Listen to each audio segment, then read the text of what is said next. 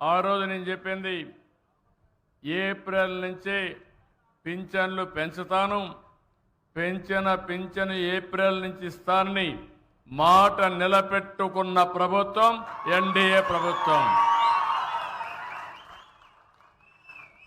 ఇంకొక పక్క మీరు చూస్తే 12వ నెల 34,000 కోట్ల రూపాయలు పింఛన్ల రూపేణా పేదవాళ్ళకి ఇచ్చిన ఏకైక ప్రభుత్వం భారతదేశంలోనే కాదు ప్రపంచంలో ఎక్కడా ఉండదు. అలాంటి ప్రభుత్వం ఈ ప్రభుత్వం అని చెప్పి కూడా నేను మీకు తెలియజేస్తున్నా. మనం చరిత్ర కూడా గుర్తుపెట్టుకోవాలి. పేదవాడి కోసం పింఛను పెంచింది పెట్టింది నందమూరి తారక రామారావు గారు 30 రూపాయలు.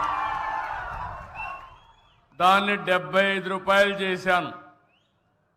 మళ్ళీ 200 రూపాయల నుంచి 5 ఏళ్లలో 2,000 రూపాయలంటే 10 రెట్లు పెంచిన ప్రభుత్వం ఈ ప్రభుత్వం.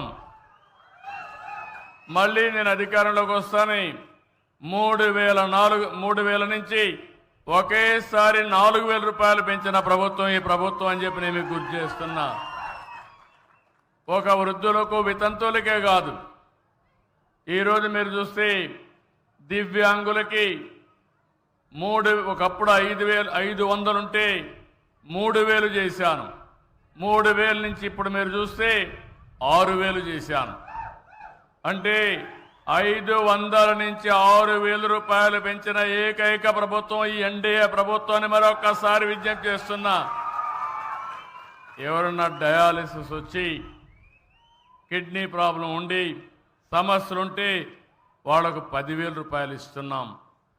కొంతమంది బెడ్కే పరిమితం అయిపోయి ఉంటే ఇంట్లో వాళ్ళు కూడా సేవలు చేయాలి కాబట్టి అలాంటి వాళ్లకు 15,000 రూపాయలు ఇచ్చే ఏకైక ప్రభుత్వం